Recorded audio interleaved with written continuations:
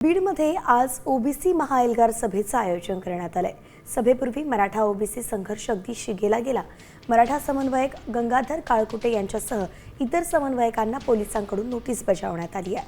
मंत्री छगन भुजबळांनी आपल्या मंत्रिपदाचा राजीनामा देऊनच बीडमध्ये यावं असा आक्रमक पवित्रा मराठा समाजाने घेतलाय। दरम्यान या सभेची तयारी पूर्ण झाली असून आजच्या सभेकडे सगळ्यांचं लक्ष आहे।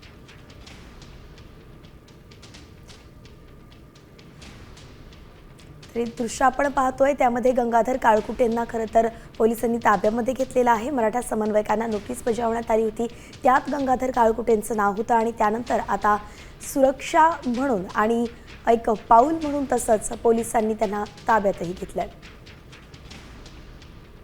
दरम्यान गंगाधर काळकुटेंनी ताब्यात त्यांना घेण्यापूर्वी काय वक्तव्य केलं होतं ते पाहूयात। हो, मला माझ्यावर खूप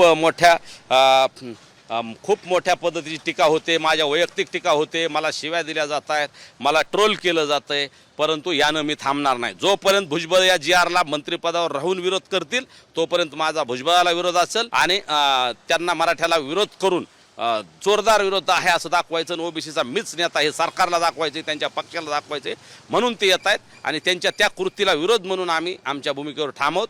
त्यांना यायचं त्यांनी राजीनामा देऊन यावं ही आमची मागणी।